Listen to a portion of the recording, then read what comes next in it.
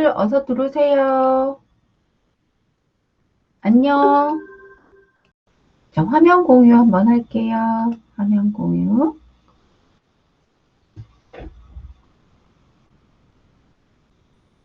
자, 화면 공유 잘 되고 있나요?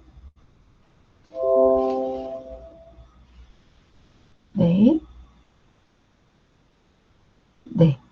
자, 이번 주 11주차는 지난주 10주차 수업에 이어서 미용실 영업 시설과 네, 그 설비 기준에 따른 위생 관리에 대한 이야기를 계속 할 건데요.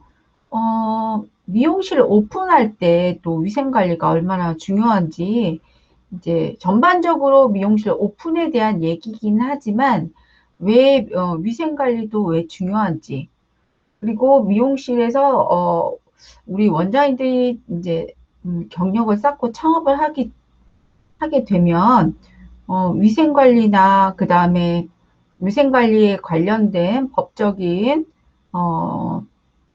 법적으로 지켜야 될 창업 전에 해야 될 면허증, 사업자 등록증, 그리고 뭐 인테리어 했을 때 준비해야 될 여러 가지 것들, 그리고 위생관리에서 뭐 청소 같은 거, 화장실 청소도 사실은 원장님과 직원들이 다 같이 하셔야 되거든요. 이런 것들이 얼마나 필요하고 또 다 연관성이 되어 있기 때문에 전반적으로 미용업에 대한 위생관리와 창업에 대한 우리가 왜, 개인 업소기 때문에 소상공인에 해당된 개인 업소기 때문에 이런 개인 업소들이 위생 관리를 왜 어떻게 해야 되는지에 대한 얘기들 창업하면서 해야 되는 것들을 구체적으로 창업과 위생 관리를 어떻게 연결지어서 해야 될지 전반적으로 훑어보는 시간이 될 것 같아요. 그래서 한번 더 영상을 한번 보시면서 여러분들도 이해하면 좋을 것 같아서 몇 가지 영상을 추려봤거든요. 그래서 한번 보면서 여러분들 공부하는 시간 가지면 좋을 것 같아요. 많은 게 시간이 거의 매장 개수가 우리나라만 15만 개가 된다고 해요. 저 같은 경우는 돈이 없었어요. 15평으로 매장을 시장통에 오픈을 합니다. 그 이후에 장사가 운이 좋아서 잘 되더라고요. 그 다음에 2호점을 1km 근방에 오픈을 했어요. 28평이었죠. 그 다음에 바로 옆 3호점을 오픈합니다. 거기까지 걸리는 시간이 한 2년. 그 후 1년 만에 지금의 프랜차이즈 75평 매장으로 오픈하였어요. 소형샵, 중형샵, 중대형 샵을 운영했을 때 장단점을 알려드릴게요. 총 15평 소형샵 3명에서 시작을 했는데요. 소형샵의 장점은 직원이 3명이기 때문에 고정 지출이 많이 없고 임대료가 저렴해요. 단점은 일단 멀티플레이어가 되셔야 돼요. 청소도 본인이 하셔야 되시고 전화도 본인이 받으셔야 되고 매장 앞 똥오줌도 본인이 치우셔야 됩니다. 6, 7년 전에는 소형샵도 부인구직이 제법 잘 됐는데요. 웬만한 대기업 초봉 월급을 줘야 인턴들이 근무를 하지 않을까. 웬만한 샵들은 다 그렇다고 생각을 하시면 될 것 같아요. 두 번째, 중형샵, 소형샵보다 직원이 2배, 많게는 3배까지 올라갑니다. 일단 임대료도 소형샵에 비해 많이 올라가는 편이고 마케팅비도 많이 올라가는 편이고 돈은 많이 벌지만 제가 느끼기에는 굉장히 좀 애매했던 것 같아요. 우선 스페어를 많이 활용했던 것 같아요. 스페어란 이동직을 말하는데요. 7명을 구하면 3명이요. 그만큼 좀 성실 확률이 높기 때문에 그거에 지쳐서 제가 대형샵을 오픈한 것 같아요. 마지막 대형샵입니다. 대형샵의 장점, 정해진 업무 분담이 명확해요. 카운터, 인턴, 헤어 디자이너, 실장, 투석 각자 맡은 바 청소 임무까지 일을 해주시니까 일하는 데 있어서는 상당히 편리합니다. 부인구직도 제법 잘 되는 편이고요. 단점이라고 하면 어마어마한 마케팅 비용과 소형샵 대비 매출이 어마어마하게 늘지 않는 반면 어마어마하게 많이 나가는 세금, 어마어마하게 많이 나가는 인건비 등이 있겠죠. 지금부터는 미용 오픈 전 알아두셔야 될 상황에 대해서 말씀드리려 합니다. 창업 첫 번째에는 창업 자금 확보가 중요합니다. 일단 돈이 확보가 돼야 본인이 얼마나 규모로 오픈을 할지가 정해질 수 있다고 생각을 해요. 두 번째, 오픈 장소 정하기. 강남이 아니어도 돼요. 홍대가 아니어도 좋습니다. 가급적 기존 미용실 자리를 살리기 힘드시기 때문에 기존 미용실 자리는 피하셨으면 좋겠습니다. 세 번째, 샵 규모 정하기. 기존 멤버 팀이 없다면 가급적 1명 혹은 3명 작게 시작하시는 걸 추천드립니다. 영원한 직원은 없기 때문에 혼자 다 할 수 있다는 생각으로 하셔야 속이 편할 것 같아요. 네 번째, 인테리어 업체, 인테리어 선정. 예산에 맞게 인테리어를 진행하시는 게 좋고요. 인테리어 하실 때는 생각보다 나가는 돈이 많습니다. 전기 증설이라든지 도시가스 배관 연장, 철거 비용 등이 인테리어에 포함되어 있나 꼭 확인하시길 바랍니다. 다섯 번째, 직원 모집. 1인 샵을 제외한 샵이라면 현실성 있게 직원을 구하시는 게 맞는 것 같아요. 중형샵, 대형샵이라고 직원을 많이 구하다 보면 직원이 늘고 있어요. 그거만한 고문이 없습니다.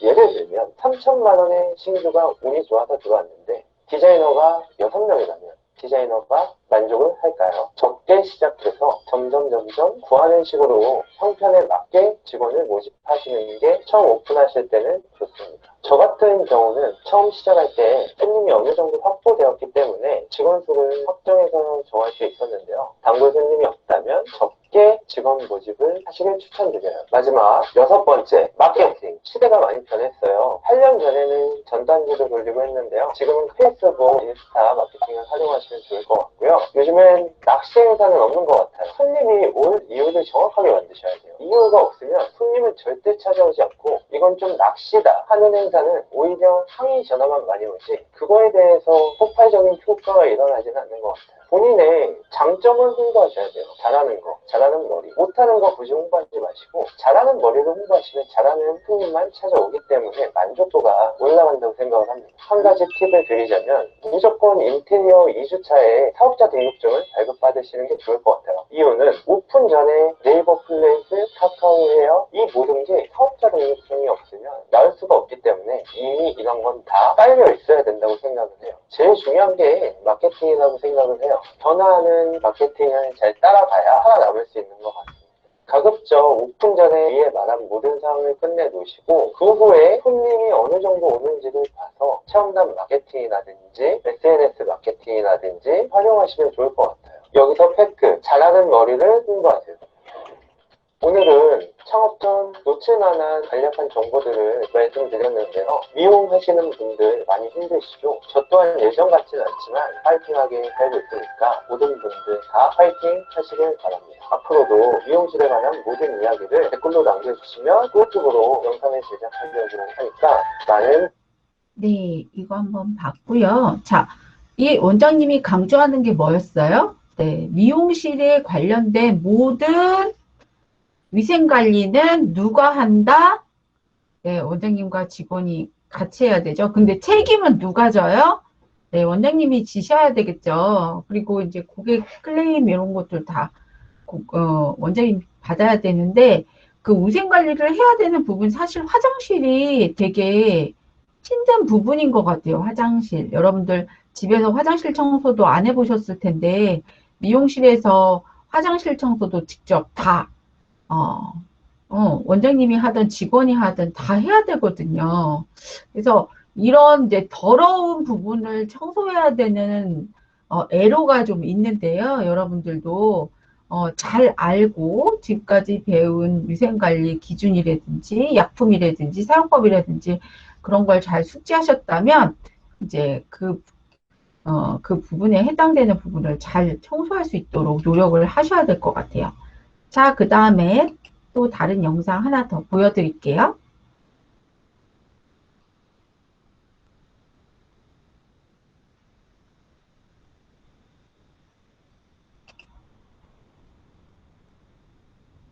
자, 이것도 이제 창업에 관련되어서 안녕하세요. 전반적인 미용하는 내용입니다. 박빈입니다. 오늘은 위생관리와 제가 관련된 미용실 여러 가지 창업하는 법, 방법, 비교적 저도 주의사항 지금 등 한번 보시면 미용실을 좋을 것 새로 같아요. 확장 이전한 지 얼마 안 된 기념으로 미용실 창업을 앞두고 계신 분들께 창업하는 법에 대해서 그리고 창업하기 전 체크리스트에 대해서 설명을 좀 해보려고 영상을 켰습니다. 일단은 먼저 창업하는 방법에 대해서 알려드리기 전에 꼭 하나 짚고 넘어가고 싶은 게 있어요. 제가 이제 전국으로 교육을 하면서 느낀 바가 있습니다.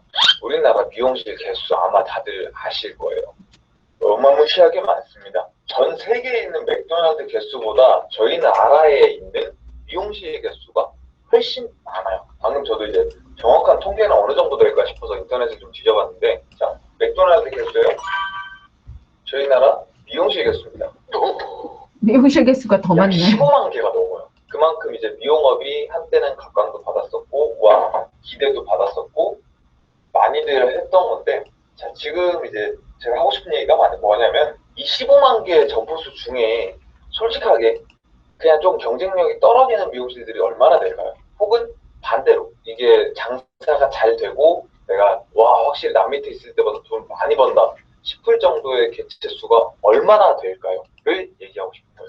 제가 내린 결론은 뭐냐면 내가 오픈할 준비가 되었는가에 대해서 생각을 해볼 때 가장 중요한 부분은 내가 어디로 가든 나를 따라와 주실 고객의 유치량이 얼만큼 되는가를 먼저 판단을 하고 꼭 해보시기 바랍니다. 그리고 내 경력은 어느 정도인지, 그리고 경력 대비 이제 내가 관리직으로도 있어 봤는지 어땠는지 여러 가지 상황 조건을 다 따져보시고 오픈을 준비하시는 것이 현명하다고 생각이 들어요. 왜냐면 제가 지금 여기를 확장 이전하면서 이 전에 가게를 인수인계 넘기고 왔거든요. 그분은 어땠냐면 미용 자격증을 예전에 따놨는데 지금 이제 부동산업을 할까 싶어 하시는 상황이었어요. 결론은 그분께서는 지금은 어떻게 지내는지 잘 몰라요. 근데 그때 당시 저한테 다시 되팔려고 하시는 걸로 알고 있어요. 알고 있기는.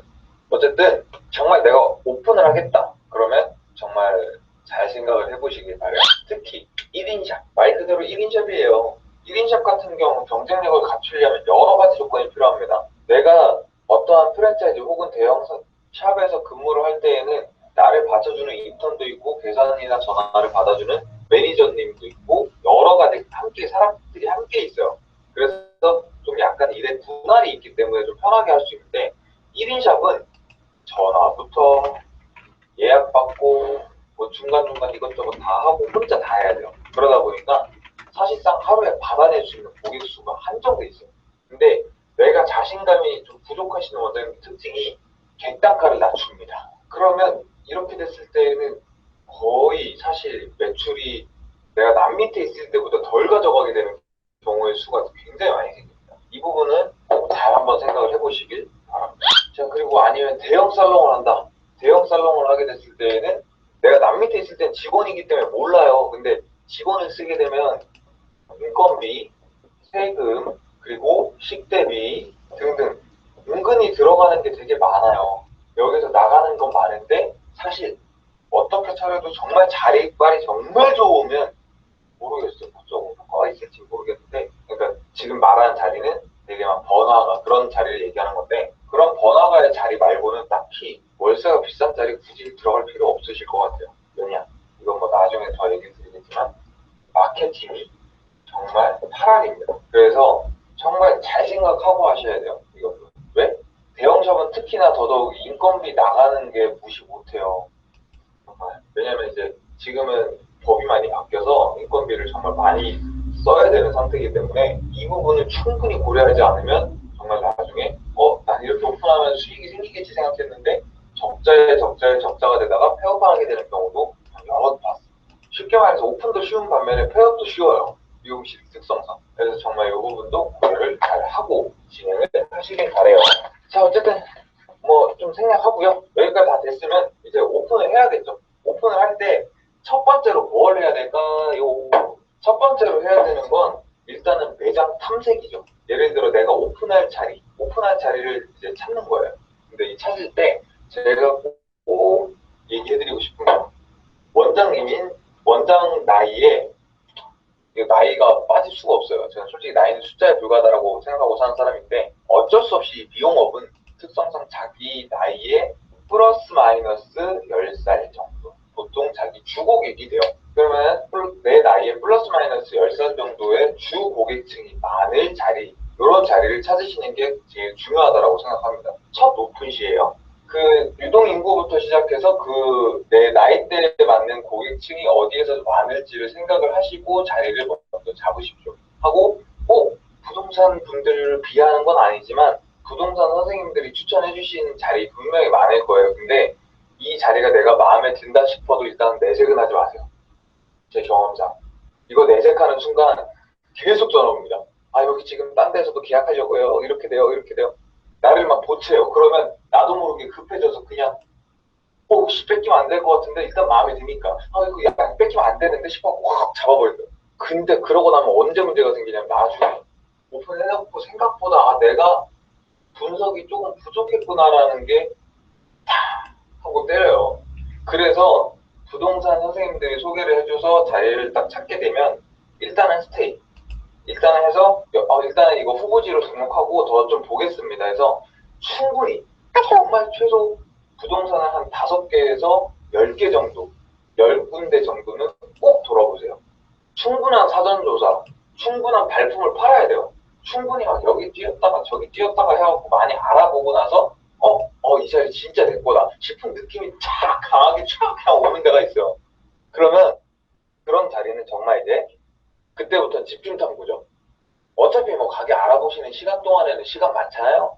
그냥 그 앞에다가 노상 간다고 생각하고 편안하게 차 댈 수 있으면 차 대놓고 하루 정도 그냥 차에서 빵 먹으면서 잠복수사한다 생각하고 구경해보세요. 그냥 어떠한 연령대의 층들이 계속 왔다 갔다 하고 어떠한 층들이 많네?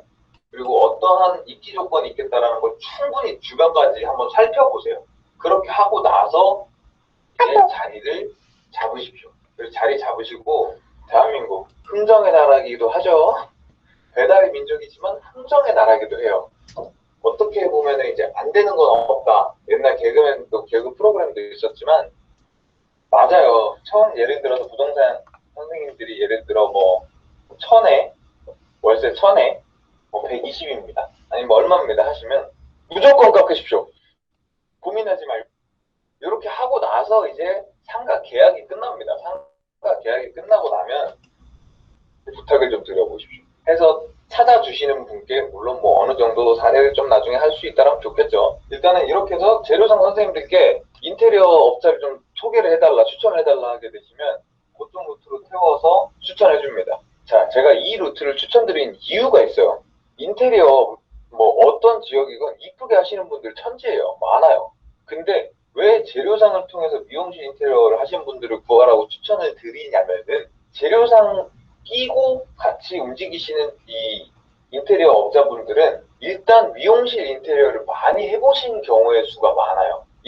미용실 인테리어를 많이 해보시면 분들이랑 작업을 하면 뭐가 편하냐면 물론 제가 디테일하게 생각해야 되는 거 맞아요. 뭐 예를 들어 샴푸실, 약장실 어떻게 빼야지, 구조는 어떻게 빼야지 정말 스스로가 많이 생각해야 됩니다.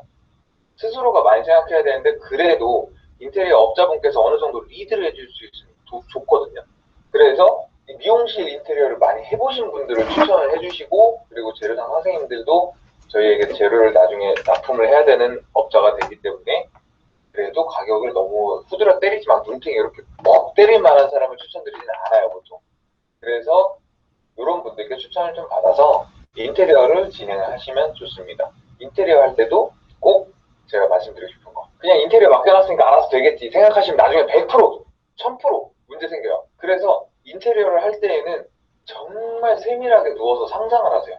내가 출근을 해서 손님을 받아서 이렇게 이 동선 루트로 일을 할 거고 여기에서 약을 탈 거고 여기에 세탁기를 배치할 거고 건조기를 놓을 거고 어떻게 해서 어떻게 할 거야. 이거를 정말 디테일하게 상상하셔야 돼요. 그리고 만약에 뭐 1인샵 작게 미용실 할 때 인테리어 노하우 같은 거 필요하신 분 있으면 댓글이나 문의 주시면은 제가 나름 성심성의껏 알려드리도록 할게요. 자, 이런 식으로 어쨌든 인테리어가 들어갑니다. 인테리어가 들어가고 인테리어 공사를 진행할 때 뭘 하냐면 면허증을 발급을 합니다. 면허증 중요하죠. 자격증을 갖고 계신 경우가 많은데 요새는 법이 좀 개정돼서 아마 면허증 다들 갖고 있을 거예요. 면허증을 발급을 받아요. 면허증 발급은 자격증과 증명사진을 챙겨서 보건소로 가신 다음에 건강검진을 받고 건강검진서를 받고 관악구청인가 가면은 아마 면허증 발급이 될 거예요. 면허증을 발급을 하시고 그 다음에 그 면허증을 가지고 인테리어가 어느 정도 좀 완성이 돼요. 간판이 달리고 간판 상호명이 생기고 그때쯤 되면은 뭘 하느냐 이제 인테리어 남은 짜잘한 작업들은 이제 업자분들께 부탁을 드리세요.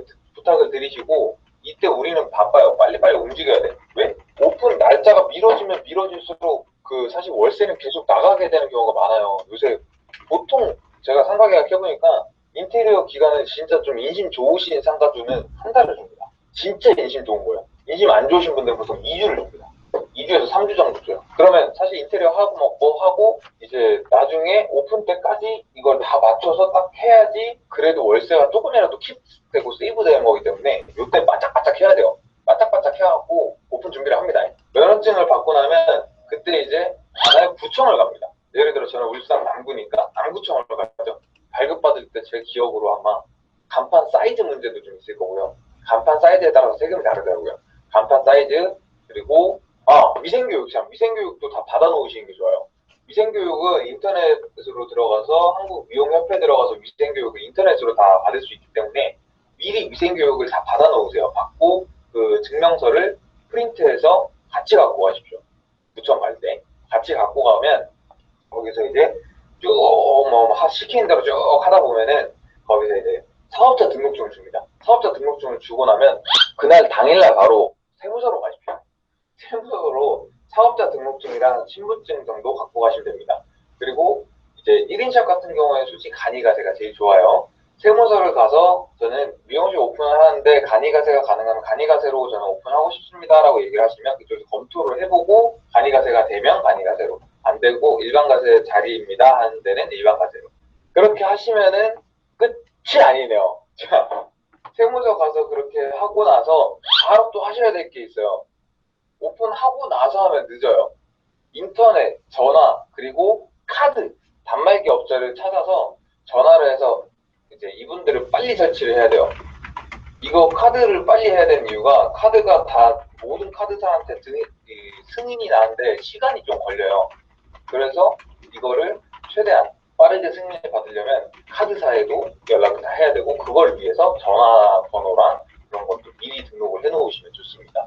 보통 그러니까 바닥 인테리어 끝나고 나면 그때쯤부터는 거의 이걸 빨리빨리 진행을 하셔야 돼요. 그렇게 하고 나면 이제 제일 중요한 영업이죠. 오픈하고 나서 초반 영업, 마케팅. 이거 마케팅 없으면 요새는 살아남기 정말 힘들어요. 왜냐면 요새는 지나가다가 미용실 있네? 안녕하세요. 머리 잘라주세요. 이렇게 오시는 경우의 수가 정말 작아요. 이렇게 오시는 분들보다 찾아보고 오거나 소개받고 오거나 이렇게 해서 오시는 경우가 정말 많습니다.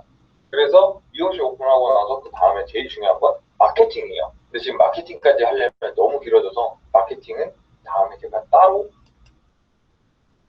하고 올려드릴게요.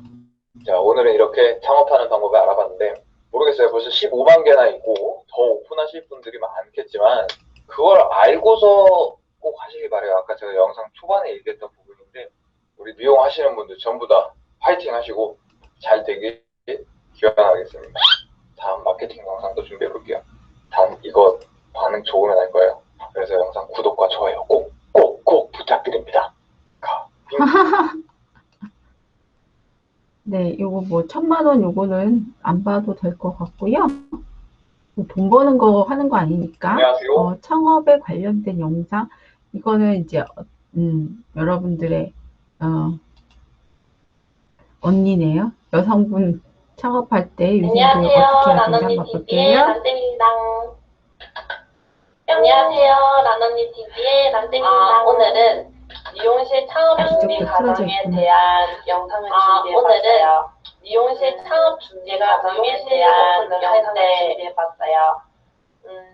제가 미용실 오픈을 할 때 아무런 준비 과정에 대한 리스트 없이 오픈 준비를 했었거든요. 그래서 한 번 할 일을 2번, 3번 한다거나 그리고 중간에 예상치 못한 부분에서 일이 막 막혔던 적도 있어요.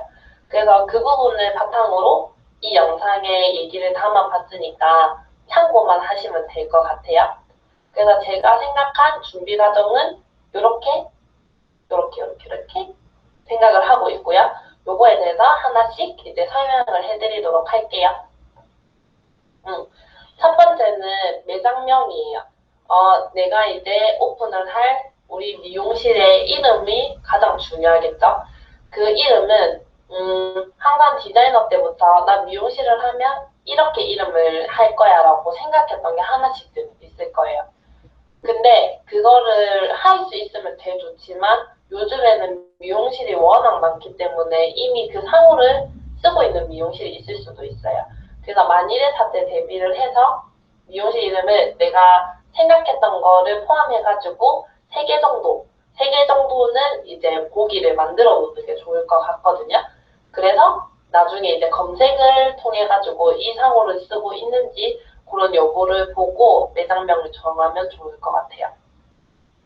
그리고 매장명이 정해졌으면 이제 그 다음은 매장 규모, 그러니까 일할 인원은 어느 정도를 할 건지, 평수는 어떻게 할 건지, 그에 따른 예산이 중요하겠죠. 그래서 규모랑 예산은 한꺼번에 같이 묶어서 생각을 하면 될 것 같아요. 1인 샵을 하시는 분들도 있을 거고, 이제 여러 명이서 일할 수 있는 뭐 중간 규모, 뭐 2, 30평대 매장을 하시는 분들도 있을 거고, 대형 샵을 운영하시는 분도 있을 거고. 근데 대형 샵에 대해서는 저는 모르기 때문에 그냥 제가 운영하고 있는 20대 후반대, 그러니까 중간 평수 미용실 생각하시는 분들이 보면 도움이 될 것 같아요. 그리고 가장 중요한 거, 그 다음 단계인데 상권 분석이에요. 이 부분은 내가 디자이너 때 내 고객층을 생각해보면 이 연령대 고객층이 제일 많았던 것 같아 라는 고객층이 있을 거예요.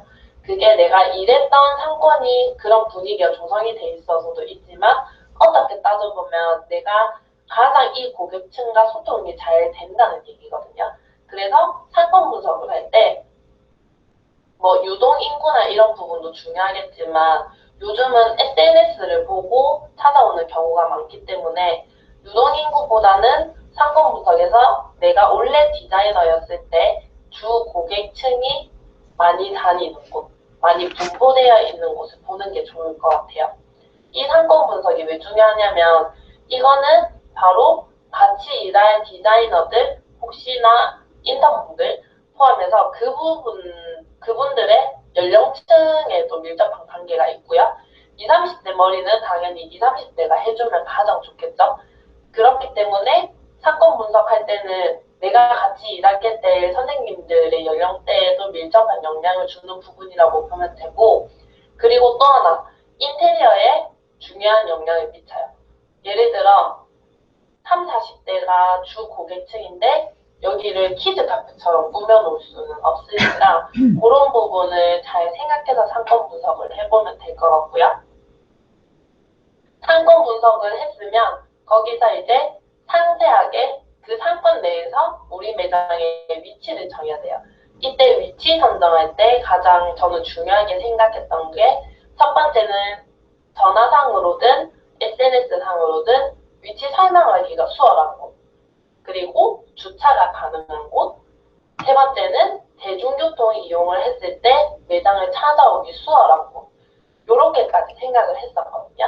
그래서 상권 분석할 때는 요게 참고했을 때 가장 좋은 부분인 것 같아요. 이렇게 해서 내가 원하는 조건을 모두 맞춘 자리를 찾았으면 그 위치에 이제 임대를 해서 들어가야겠죠. 그래서 부동산 계약을 하게 됩니다. 이때는 꼭 믿을 만한 중개인인지 확인을 해보고 이제 중개인을 통해서 부동산 계약을 꼭 하시는 걸 추천합니다. 그리고 나면 이제 내가 이 자리에서 미용실을 할 거라는 게, 창업을 할 거라는 게 완전히 정해진 상태잖아요. 그러면 이제 인테리어 상담을 받아야 돼요. 그래서 견적을 받으면서 내가 이때까지 원했던 분위기에 그 인테리어 느낌을 가지고 먼저 얘기를 해주셔야 돼요. 이런 느낌의 이런 분위기를 만들고 싶다고 얘기를 해주면 그에 따라서 이제 견적을 내줄 거예요. 그리고 제가 추천하고 싶은 거는 정말 참여하는 인테리어일수록 결과치가 천차만별일 것 같아요. 모든 걸 맡겨서 잘해주시는 분도 있지만 물론 그분들이 내 속마음을 다 알고 있는 게 아니기 때문에 얘기를 해줘야 되는 것 같거든요.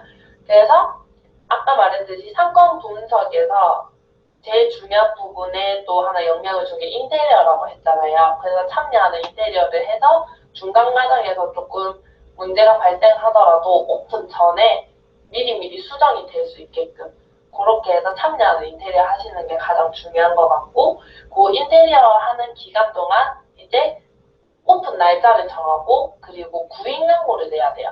여러 명이서 같이 일을 할 거면 당연히 일할 사람이 있어야겠죠. 그래서 구인 광고를 내고 그 과정에서 이제 면접을 보고 그렇게 그렇게 준비하는 시간을 보내면 될 것 같고, 가장 중요한 거 이제 미용실에 들어올 기구와 재료들, 그것도 이제 계약을 하러 다니시는 게 중요한데, 전화만 해가지고 그 전에 거래하던 데가 있으면 뭐 전화로만 해도 되는 부분인데, 저희는 그 전에 아는 것도 있었지만 다녀보면서 일일이 상담을 받아봤었어요. 근데 이때도 체크리스트를 재료상이나 뭐 기구상에서 해주는 것도 중요하지만 원장님들이 꼭 잘 체크를 하셔야 돼요. 저희는 실제로 오픈을 하고 나서 이제 염색 예약 고객님이 왔는데 염색을 바르려고 보니까 브러쉬가 없었어요. 그래서 차 타고 한 2, 30분 되는 거리에 있는 그 재료상에서 그 염색 브러쉬만 갖다 주러 온 적이 있거든요. 그리고 또 뭐 시술보가 없다든지 이런 부분들도 있었기 때문에 그런 거 체크를 잘 해주셔야 될 것 같아요. 제일 빠지기 쉬운 게 진짜 사다로운 물건들이거든요. 내가 평소에 일을 할 때 당연히 있었던 물건들이라서 이 부분에 대해서 미처 생각은 못했는데 없는 물건이 은근히 많았어요. 그리고 나서 다음 단계에서 이제 사업자 등록도 하고 뭐 간판도 달고 이렇게 나머지 일은 순차적으로 진행이 되겠죠. 사업자 등록은 그 전에 하는 경우도 있어요. 근데 뭐 허가 때문에 인테리어 기간이랑 다 생각을 해서 조금 여유 있게 하시는 게 좋거든요. 그래야지 카드 기계도 들어올 날짜 딱 정해지고 하니까 카드 기계는 거의 간판이 달려야지 들어오기 때문에 간판을 인테리어 상담받고 거의 같이 진행하시는 게 좋다고 보거든요. 요렇게 제가 리스트 정리를 해봤고 요거대로 조금 준비를 하시면은 원장님들이 매장 오픈하는데 도움이 되지 않을까 싶어요. 근데 물론 영상의 모든 얘기를 다 담지는 못했지만 빠진 부분도 있을 거지만 하나하나 꼼꼼하게 더 체크해보면 제일 좋을 것 같아요. 급하게 해가지고서는 뭐든지 제대로 할 수가 없다고 보거든요. 그러니까 꼼꼼히 준비해서 꼭 좋은 원장님들이 되길 바랍니다. 대박나세요. 끝. 자, 여기까지 해서 위생교육에 필요한 또 창업에 필요한 내용을 유튜브 영상 나와 있는 거 한번 봤고요. 자, 이제는 미용실 창업 운영에 관한 위생관리 법령별로 살펴볼게요. 자, 생각보다 창업하는 게 쉽지는 않습니다만 그래도 여러분들 할 수 있어요. 왜? 남들도 다 하는데 왜 내가 못해요? 그리고 하다 보면 또 어려움들이 다 해결할 수가 있고 요즘은 이렇게 유튜브 영상으로도 많은 내용들이 잘 올라와 있어서 예전에는 뭐 정말 주먹구구식으로 누가 알려주지 않으면 힘들었겠지만 요즘은 이렇게 유튜브로 친절하게 다 올라와져 있네요. 자, 지난주에 이제 했던 부분 이어서 시작하도록 할게요. 영업시설 광고물 설치라든지 이런 것들. 자, 권리금까지 했었던 것 같아요. 자, 영업시설의 광고물 설치 잠깐 볼게요. 영업시설을 하려는 사람은 다음과 같은 시설 및 설비 기준을 갖추어야 하는데요. 미용기구는 소독한 기구와 소독하지 않은 기구를 구분해서 보관할 수 있는 용기가 필요하고 소독기, 자외선 살균기 등 미용기구를 소독하는 장비, 그 다음에 작업 장소, 응접 장소, 또 상담실 등을 분리하기 위해서 칸막이를 설치할 수 있는데 설치된 칸막이에 출입물이 있는 경우 출입물의 3분의 1 이상을 투명하게 해줘야 돼요. 그리고 탈의실이 있는 경우도 탈의실이 있는 경우에는 출입물을 투명하게 하면 안 되죠. 왜냐하면 이제 옷 갈아입는 데니까. 이런 경우만 빼고는 3분의 1을 막으시면 안 됩니다. 칸막이는 설치할 수 있지만. 그래서 위반 시 이런 위반을 했을 때 제재는 어떻게 되냐? 영업시설 및 설비 기준을 위반한 미용업자는 특별시장, 광역시장, 도지사 또는 시장군수구청장으로부터 개선명령, 6개월 이내에 개선 명령을 받거나 또는 영업 정지 처분 1개월 이내에 받거나 또는 영업소 폐쇄 명령을 받을 수 있기 때문에요. 이 공중위생법에 나와 있어요. 조심을 하셔야 될 것 같고요. 인테리어 광고물 설치는 인테리어 공사를 어떻게 하냐면 공사 계약 체결할 때 업자에게 맡기는 것은 업자가 인테리어 공사를 완성할 것을 약정하고 미용업자가 그 일에 대해서 보수를 지급할 것을 약정하는 도급 계약에 해당이 됩니다. 이거는 자, 주의사항 한번 볼게요. 자, 천정, 벽, 붙박이 가구, 카운터 등의 공사 완료를 했는지 여부를 확인하셔야 되겠죠. 자, 미용실 공사의 완료 여부, 설비 완료, 그 다음 위생시설, 이거 중요하겠죠. 상하수도 잘 되어 있어야 될 거 아니에요. 특히 이제 샴푸대 같은 데가 잘 막히면 안 되기 때문에 확인을 해야 되겠죠. 샴푸대, 그 다음에 뭐 개수대, 그 다음에 화장실도 잘 막히는지. 정말 이거 중요하거든요. 모든 시설에 물이 잘 나오고 잘 빠지는지를 확인하는 것이 매우 중요합니다. 그 다음에 냉난방기 공사가 잘 되었는지, 도시가스 공사와 연결 완료 잘 되었는지, 그 다음에 전기 공사 중요하죠.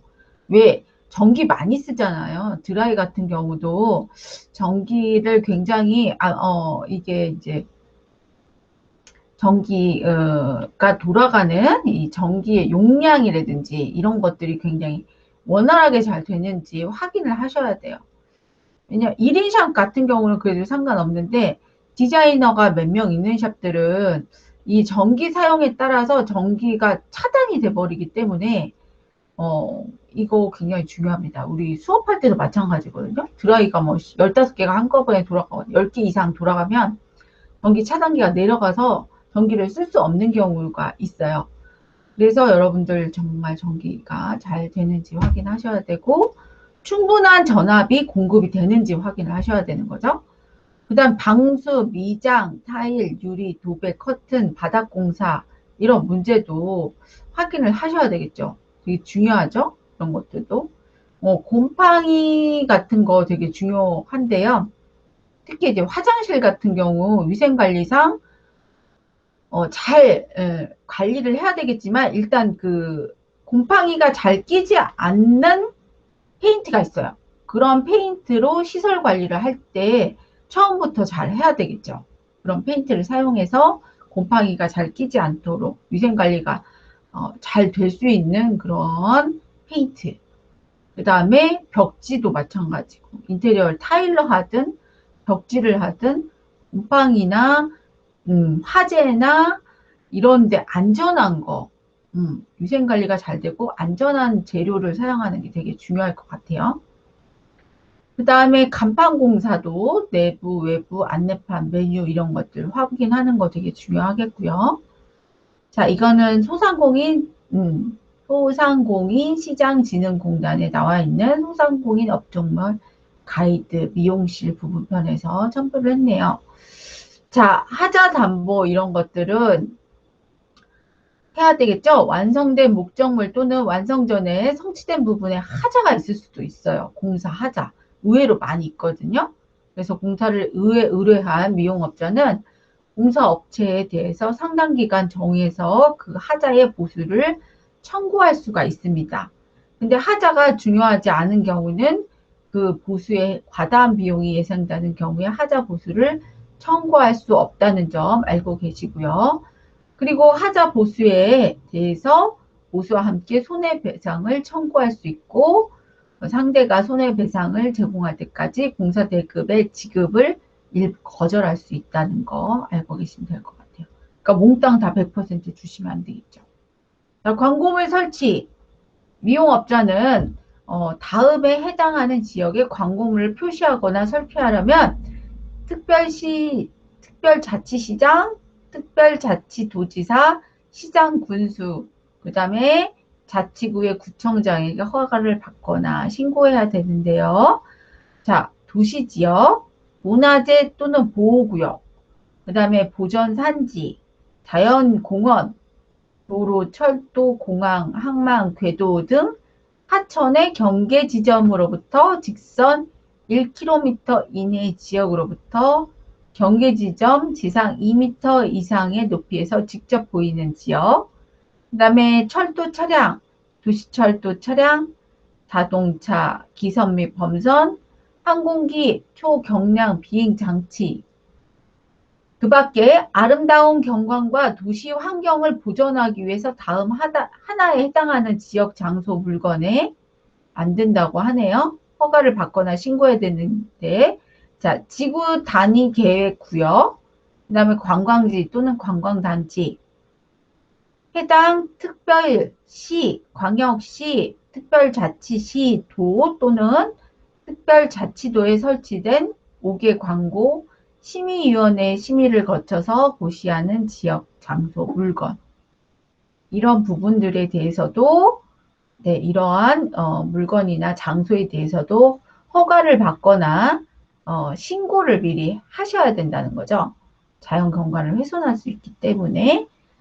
자, 그 다음에 위반할 때는 어떤 제재가 오는지, 허가를 받지 않고 광고물을 표시하거나 설치한 사람은 1년 이하의 징역 또는 1천만 원 이하의 벌금에 처해지면서 신고를 하지 않은 광고물, 입간판, 현수막, 벽보, 전단 이런 것들을 표시하거나 설치한 사람은 500만 원 이하의 벌금에 처해진다고 하니까요. 좀 조심하셔야 되겠네요. 근데 신고를 하지 않고 입간판, 현수막, 벽보, 전단을 표시하거나 설치한 사람은 500만 원 이하의 과태료가 부과된대요. 조심하셔야 되겠죠? 괜한 벌금을 내시면 속상하십니다. 1, 20만 원도 아니고 50만 원도 아니고 500만 원입니다. 자, 5개 광고물 신고 허가 더 알아보기 보시면, 자, 미용실을 하려는 사람은 자유롭게 성명 등의 명칭으로 상호를 선정할 수 있는데요. 자, 국내에 널리 인식된 성명, 상호, 표창, 그 밖에 타인의 영업임을 표시하는 표시, 판매, 서비스 제공 방법, 간판, 외관, 실내 장식 등 영업 제공 장소에서 전체적인 외관을 포함하거나 동일하거나 유사한 것을 사용해서 타인의 영업시설 또는 활동과 혼돈하게 하는 행위를 하거나 정당한 사유 없이 국내에 널리 인식된 타인의 성명, 상호, 이건 이제 지적 재산권에 포함이 되는 거예요. 이런 것들이 다. 상호, 상품의 용기, 포장, 그 밖에 타인의 상품 영업임을 표시한 표지, 이런 게 다 지적재산권이거든요. 동일하거나 유사한 걸 사용하거나 상품을 판매, 반포, 수입, 수출, 타인의 표시를 식별하거나 명성을 훼손하게 하는 경우, 손상하게 하는 경우 부정 경쟁 행위로 인정이 돼서 상대방으로부터 손해배상 청구를 받을 수 있고요. 3년 이하의 징역 또는 3천만 원 이하의 벌금에 처해질 수 있다고 하니까 조심해 주세요. 자, 미용실 개업에 대한 사전 위생교육 한번 볼게요. 자, 영업 신고 전에 위생교육은 어떻게 해야 되냐? 자, 영업 신고 전에 위생교육은 사전 위생교육을 해야 된다고 아까 유튜브 영상에서도 봤었잖아요. 자, 미용업을 하려는 사람은 영업 신고 전에 미리 사전 위생교육을 반드시 받아야 한다고 합니다. 근데 위생교육 대상자 중에서 휴업 신고를 한 사람도 있잖아요. 그래서 휴업 신고를 한 다음부터 영업을 재개하기 전까지 위생교육을 유예할 수도 있다고 하네요. 그리고 또는 부득이한 사유로 할 수도 부득이한 이유로 미리 교육을 받을 수 없는 경우는 영업신고를 한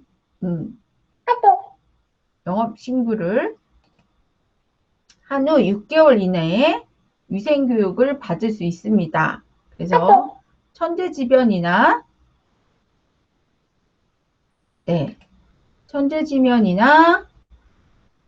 본인의 질병, 사고, 업무상 국외 출장 등의 이 사유로 교육을 받을 수 없는 경우나 교육을 실시하는 단체의 사정 등으로 미리 교육을 받기 불가능한 경우, 이런 경우도 있어요. 그럴 때는 이제 유예할 수 있다라는 거. 그리고 위생교육의 시간과 교육 내용은 다음과 같은데요. 전체적으로 위생교육 시간은 3시간이에요. 그리고 시험 문제 됐으니까 한번 체크해 주시고요. 자, 교육 내용은 공중위생관리법 또는 관련 법규, 우리가 지금 하고 있는 내용들. 그 다음에 소양교육도 들어가요. 고객에 대한 친절, 그 다음에 청결에 관한 사항이 모두 포함되고요. 그 다음에 기술교육도 들어갑니다. 위생교육에. 그 밖에 공중위생에 필요한 내용 등이 이 전체 위생교육에 들어가고요. 교재는 사단법인 대한미용사회 중앙회가 편찬한 교육교재를 제공하게 됩니다. 그래서 보건복지부 장관은 교육 대상자 중에 섬이나 벽지 지역에서 영업을 하려는 사람에 대해서도 교육 교재를 대부해서 익히도록 활용하고 있다는 점 알고 계시면 될 것 같고요. 자, 위생교육 책임자 지정이 있어요. 그래서 영업신고 전에 위생교육을 받아야 하는 사람이 있는데, 그 다음에 해당하는 사람은 종업원의 중에서 영업장별로 공중위생에 관한 책임자를 지정하고 그 책임자로 하여금 위생교육을 받게 해야 합니다. 그래서 영업에 직접 종사하지 않는 사람이라든지 또는 2인 이상의 장소에서 영업하는 사람들을 가서 이제 위생교육을 받게 하면 되겠죠. 그리고 위생교육 수료증을 수령해야 되는데요. 실컷 교육을 받고 수료증을 가지고 오지 않으시면 안 되고 가지고 오셔야 합니다. 그래서 위생교육을 수료한 사람은 사단법인 대한미용사회 중앙회 장으로부터 수료증을 받는데요. 그 위생교육 수료증을 교부한 사단법인 대한미용사회 중앙회 장은 교육 실시 결과를 교육 후에 1개월 이내에 시장군수구청장에게 통보해야 되고요. 수료증 교부 대장을 교육에 관한 기록을 2년 이상 보관해야 한다는 시행 규칙이 있습니다. 자, 영업신고는 어떻게 해야 되는지 영업신고와 변경신고에 대해서도 볼게요. 자, 영업신고의 방법은 영업신고를 하려는 사람은 시설과 설비 기준에 적합한 시설을 갖춘 후 영업신고서를 가지고 다음 서류를 첨부해서 시장군수구청장, 지방의 이제 자치구의 구청장을 말하는데요. 이 사람들에게 제출을 해야 됩니다. 보시면 영업시설 및 설비 개요서 이거 가져가셔야 돼요. 교육 수료증. 미리 교육을 받은 경우에만 해당이 되고요. 그 다음에 국유재산 사용 허가서. 이거는 국유 철도 정거장 시설 또는 군사시설에 영업하려는 경우가 해당되고요. 철도 사업자도 이거는 이제 철도 사업자를 포함한 체결한 철도 시설 사용 계약에 관한 서류. 여기에 이제 철도 정거장 시설에 영업하려고 하는 사람의 경우만 해당되고요.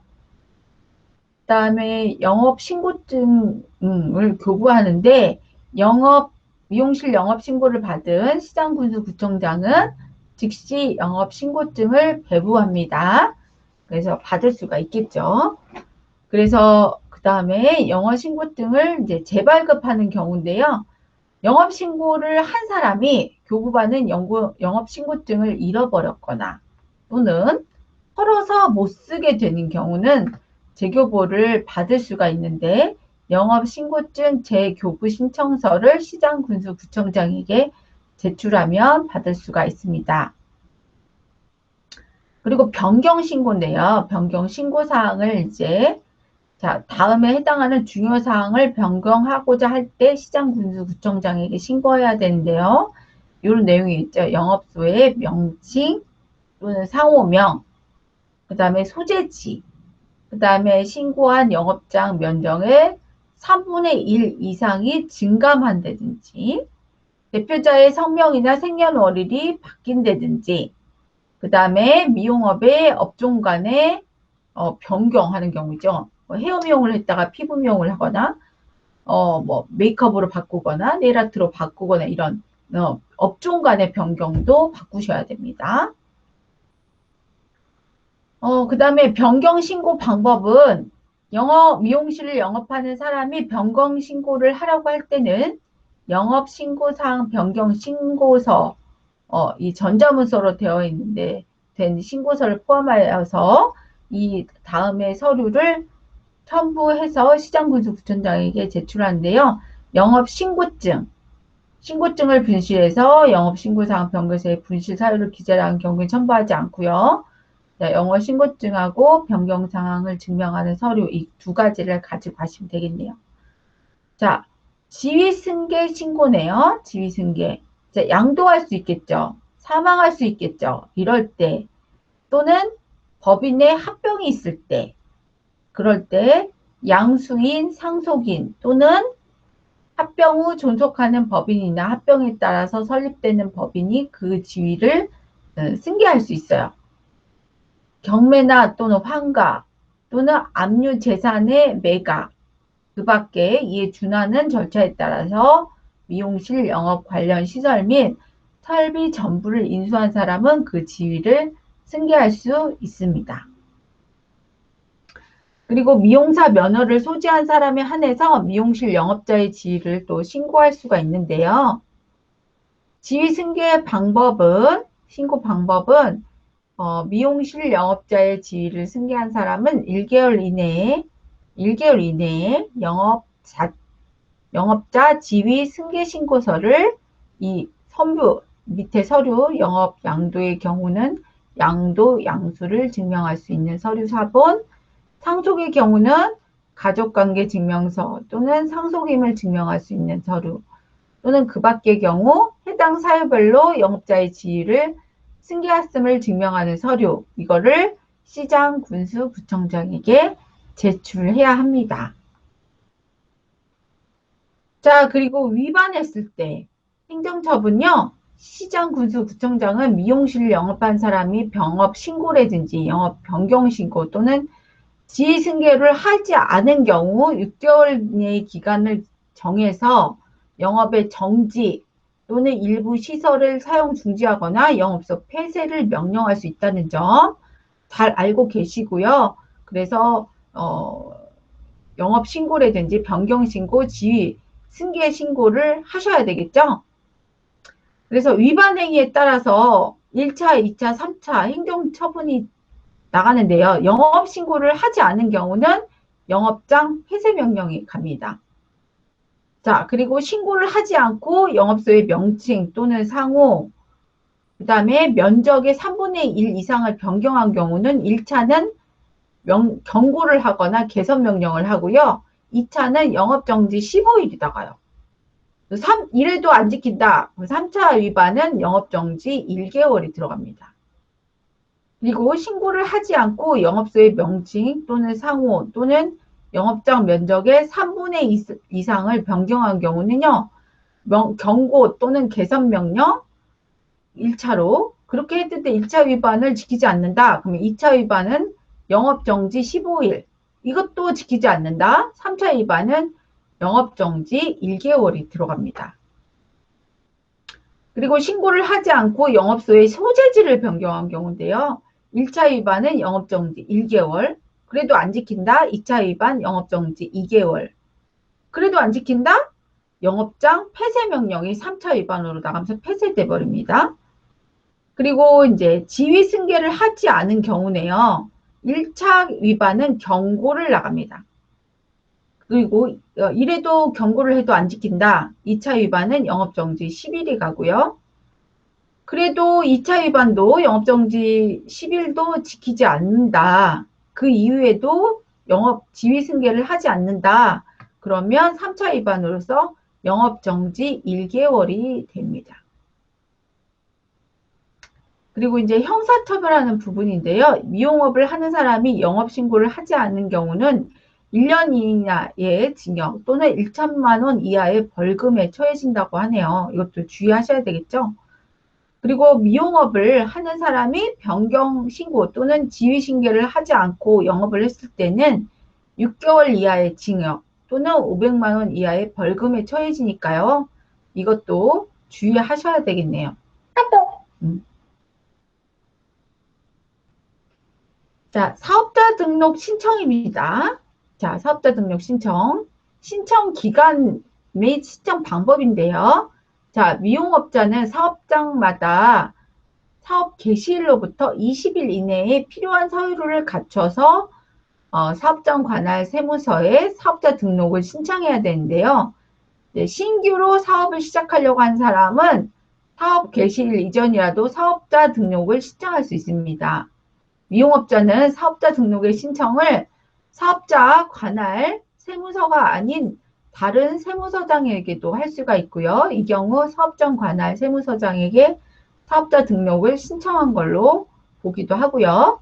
그 다음에 사업장이 둘 이상인 경우, 사업장이 둘 이상인 미용업자나 또는 추가로 사업장을 개설하려 온 사업자를 포함한 이런 미용업자는 사업자 단위별로 해당 사업자의 본점 또는 주 관리소 관할 세무서장에 등록을 신청할 수 있고요. 이 경우에 등록한 사업자를 사업자 단위 과세 사업자라고 합니다. 그래서 사업자 등록을 하지 않고 미용실을 운영하면 어떻게 되나요? 당연히 불이익이 따르죠. 자, 그래서 고객에게 세금계산서 교부가 불가능하고 관련 매입세액을 공제받을 수가 없게 되겠죠? 그리고 사업자 등록을 하지 않고 이루어진 거래에 대해서는 미등록으로 봐서 미등록 가산세를 부과를 해야 된다고 하네요. 그리고 사업자 등록을 하지 않아서 부가가치세를 신고하지 못한 사업장의 거래에 대해서는 신고 불성실 가산세, 그 다음에 납부 불성실 가산세를 추가로 부담해야 되는 세금이 있어요. 그러니까 절대로 사업자 등록을 하지 않고 영업을 하면 안 됩니다. 사업자 등록을 하려는 미용업자는 다음의 서류를 관할 세무서, 국세청 홈택스를 포함한 인터넷으로도 가능하죠. 제출할 수 있는데요. 자, 사업자 등록증 신청서를 가지고 가시고 그 다음에 영업신고증 사본, 그 다음에 인재타 계약서 사본, 그 다음에 상가 건물의 일부분을 임차한 경우는 해당 도면 한 부, 그 다음에 사업장이 둘 이상인 사업자로부터 사업자 단위로 해당 사업자 본점 또는 주 사무소의 관할 세무서에 등록 신고를 하는 경우는 사업자 과세, 단위 과세 적용 사업자 외에 사업장에 대한 위해 첨부 서류를 또 가지고 가야 되겠죠. 그리고 사업장이 둘 이상인 사업자로서 사업자 단위로 해당 사업자의 본점 또는 주 사무소 관할 세무자에게 등록을 신청하는 경우에도 단위과세 적용 사업자 외에 사업자에 대한 위해 첨부를 사업자 소재지 업체, 종목 등 서류를 다 가지고 사업자 단위과세 적용 사업장 관할 세무서장에게 제출해야 된다고 합니다. 각각 해야 된다는 거죠. 네. 그래서 이게 이제 등록할 수 있는 홈택스 화면이고요. 자, 사업자 등록증 발급은 어떻게 하냐? 신청을 이제 받은 사업장 관할 세무서장이 사업 등록을 하게 되고요. 사업자의 인적사항과 그 밖에 필요한 사항을 적은 사업자 등록증은 시청일부터 3일 이내에 나온다고 하네요. 네.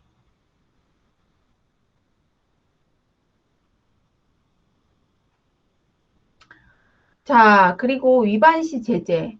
자, 미용업자가 신청기간에 사업자 등록을 하지 않으면 사업 개시일로부터 사업자 등록을 신청한 날에 직전까지 공급가 합계액의 1%를 납부세액을 더하거나 환급세액에서 뺀다고 하네요. 그러니까 주의하시고 기간 내에 신청하시는 게 좋겠죠? 아니면 세금을 더 많이 내야 됩니다. 자, 미용실 운영할 때 위생관리, 위생교육 및 위생관리를 어떻게 해야 되나? 먼저 이수예요. 위생교육을 이수해야 되는 부분. 위생교육 이수는 어떻게 하는지 한번 볼게요. 위생교육 이수.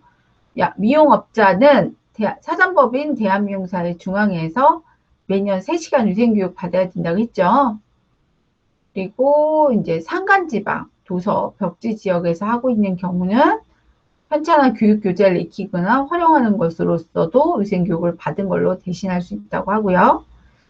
자, 위생교육은 관련 법규, 토양교육, 기술교육 또는 그 밖에 공중위생에 대해서 필요한 내용으로 하고요. 공중위생 책임자를 지정할 수 있는데, 자, 미용업자 중에 영업을 직접 종사하지 않는 매니저나 아니면 이제 사장들도 직접 이제 케어를 하지 않는 경우가 있잖아요. 그래서 둘 이상의 장소에서 영업을 하는 사람은 종업원 중에 영업장별로 공중위생에 관한 책임자를 정하고 그 책임자로 하여금 위생교육을 받게 한 다음에 나머지 사람들한테 전달해주는 방식으로 하시면 됩니다. 그리고 위생교육 수료증 교부는요, 사단법인 대한미용사회 중앙회 협의장이 위생교육을 수료한 사람에게 위생교육 수료증을 배부하면 됩니다. 위반 시 제재는 어떻게 하냐? 이를 위반해서 위생교육을 받지 않는 경우는 200만 원 이하의 과태료가 부과된다는 점. 이것도 시험 문제에 냈어요. 200만 원 얼마죠? 200만 원 이하의 과태료를 내야 됩니다. 자, 미용업자의 위생관리 의무 한번 볼게요. 왜 위생관리를 해야 되는 의무가 있냐? 미용업자는 그 이용자에게 건강상 유해 요인이 발생하지 않도록 영업 관련 시설 및 설비를 위생적으로 안전하게 해야 되고요. 다음의 사항을 지켜야 됩니다. 자, 의료기구와 의약품을 사용하지 않는 순수 화장, 미용을 할 것. 이거 지난번에도 시험 문제 났죠. 그리고 미용기구는 소독을 한 기구와 소독을 하지 않은 기구로 분리해서 보관하고 면도기는 일회용 면도날만을 손님 한 명에 한해서 사용합니다. 그리고 미용사 면허증을 영업소 안에 게시하고요.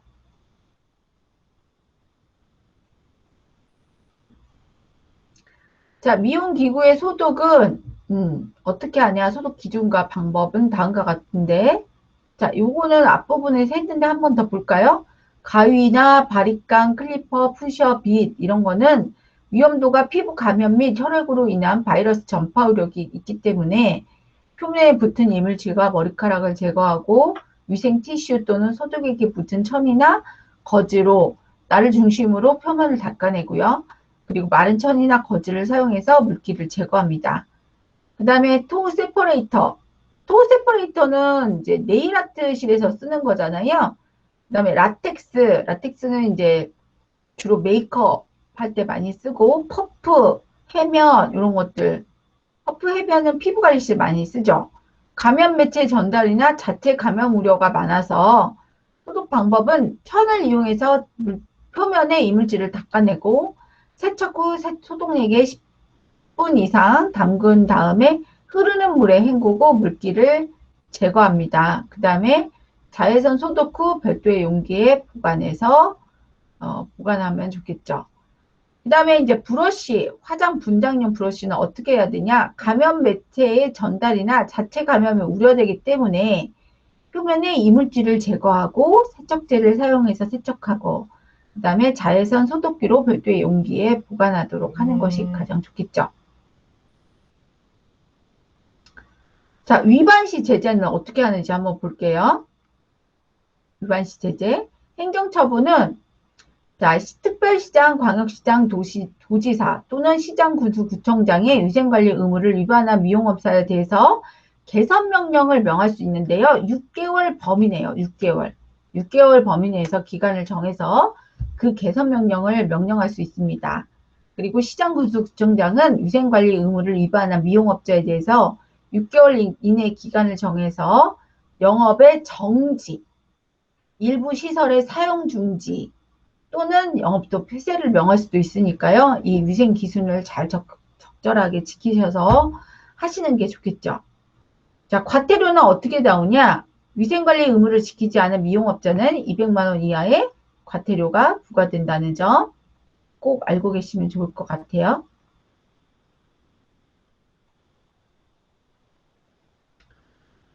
자, 그 다음에 여기서부터는, 위생 서비스 평가 실시.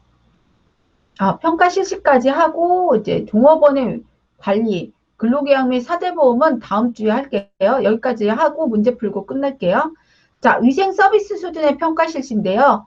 시 도지사는 미용실의 위생 수준을 향상시키기 위해서 위생 서비스 평가 계획을 수립해서 시장 군수구청장에게 통보하고 시장 군수구청장은 이에 따라서 관할 지역별 세부 평가 계획을 수립한 후 위생 서비스 수준을 평가해야 한다고 합니다. 그러니까 여러분들은 위생 서비스 수준 평가는 2년마다 실시하고요. 미용실의 보건 위생 관리를 위해서 특히 필요한 경우에 평가 주기를 달리할 수 있다고 하네요. 근데 다만 미용실이 휴업을 신고를 한 경우는 해당 미용실에 대해서는 위생 서비스 평가를 실시하지 않는다고 합니다. 자, 위생관리 등급 공표는 어떻게 하냐? 시장 군수구청장은 위생관리 평가 결과에 따라서 위생관리 등급을 미용실 영업자에게 통보하고 이를 공표해야 되는데요. 미용업자는 위생관리 등급 표시를 영업소의 명칭과 함께 영업소의 출입구에 부착해야 된다고 합니다. 네, 여기까지 하고요. 다음 주는 종업원 관리에 있어서 근로계약 및 사대보험 내용 들어가도록 할게요.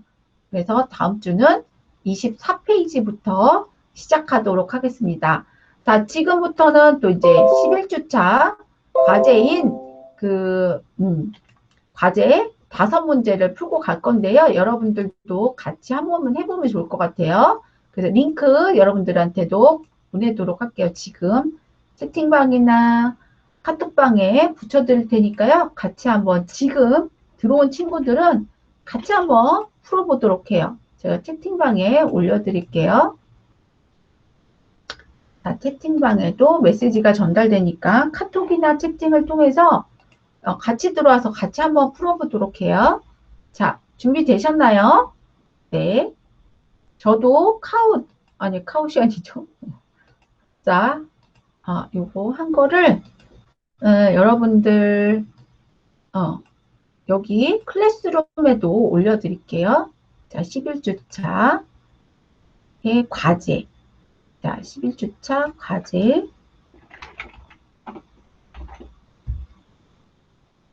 자, 추가해서 링크 여러분들도 같이 한번 해보고요.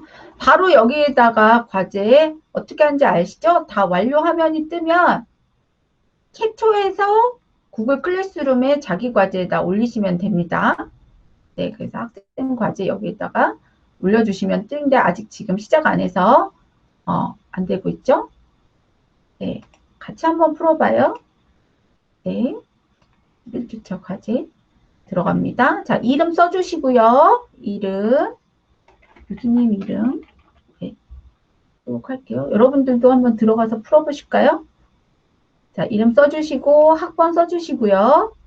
자, 학번 써주시고, 자, 출석용 문제 들어갑니다. 자, 위생교육을 받아야 하는 시간은 몇 시간이라고 했죠? 네, 3시간이라고 했죠. 네, 위생교육은 매년 3시간이라고 합니다. 매년. 지난주에는 위생교육을 받아야 하는 주기는 언제 받아야 되냐고 질문을 했을 거예요. 매년 3시간을 받아야 됩니다. 그 다음에 미용업의 위생교육 내용을 모두 고르래요.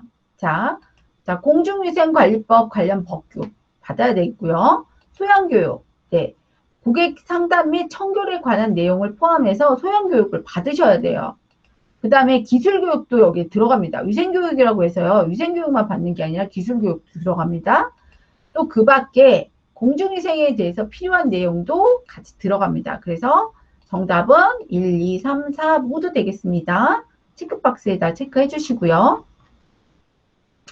그 다음에 true and false예요. 정답 맞는 것을 체크하는 문제인데요.